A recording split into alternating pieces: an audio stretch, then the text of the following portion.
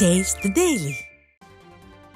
தமிழ்நாடு முழுவதும் மூடப்பட்டுள்ள பஞ்சாலை உள்ளிட்ட பல்வேறு ஆலைகளை உடனடியாக திறக்க கோரி தமிழ்நாடு தொழிற்சங்கங்களின் கூட்டமைப்பு சார்பில் சென்னையில் ஆர்ப்பாட்டம் நடைபெற்றது.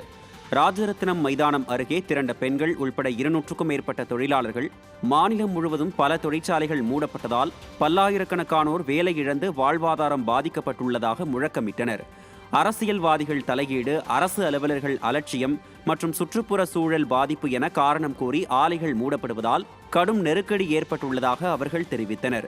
தொழிலாளர்களுக்கான அரசு என நாடகமாடும் விடியா ஸ்டாலின் மூடப்பட்ட ஆலைகளை திறக்க முத்தரப்பு பேச்சுவார்த்தைக்கு ஏற்பாடு செய்ய வேண்டும் என அவர்கள் கோரிக்கை விடுத்தனர்.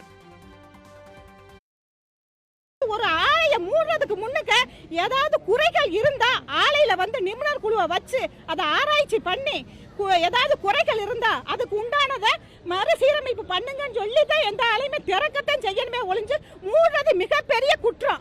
ரெண்டாவது, அந்த வேலை பார்த்தவங்களுக்கு வேலை பட்டு கொடுங்க. கார் கம்பெனி அது என்னென்னமோ கம்பெனிகள் வந்தாலுமே அதுல வேலை பார்த்தவங்க வயசு 35 வயசு 40 வயசு ஆயிட்டு இனிமே புதுசா வர்ற கம்பெனில வேலை பட்டு தருவாங்களா? நாங்க எத்தனை வருஷமா அந்த கம்பெனில வேலை பார்ப்போம். கார் கம்பெனில எனக்கு ஒரு ஆளுக்கு வேலை வாங்கி தாருங்க பார்ப்போம். சென்னை அனகாபுத்தூரில் 40 ஆண்டுகளுக்கு மேல் குடியிருந்த வீடுகளை அகற்றும் பணியில் விடியா அரசின் அதிகாரிகள் ஈடுபட்டதற்கு எதிர்ப்பு தெரிவித்து பெண்கள் உள்ளிட்டோர் காவல்துறையினருடன் வாக்குவாதத்தில் ஈடுபட்டதால் பரபரப்பு ஏற்பட்டது.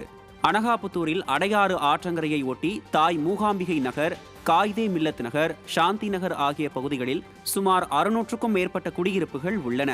அங்கு வசித்து வரும் மக்களை அப்புறப்படுத்தும் பணியில் விடியா ஸ்டாலின் அரசு பிடிவாதமாக இருக்கும் நிலையில் 40 ஆண்டுகளுக்கு மேலாக குடியிருந்த வீடுகளை விட்டு வெளியேறி எங்கே செல்வது என பெண்கள் ஆவேசமாக கேள்வி எழுப்பினர். அங்கிருந்து வெளியேற மறுத்த மக்களை ஏவல்துறை குண்டுக்கட்டாக தூக்கி வலுக்கட்டாயமாக அப்புறப்படுத்தியதால் பாதிக்கப்பட்ட பெண்கள் உள்பட ஏராளமானோர் காவல்துறையினருடன் வாக்குவாதத்தில் ஈடுபட்டதால் பரபரப்பு ஏற்பட்டது.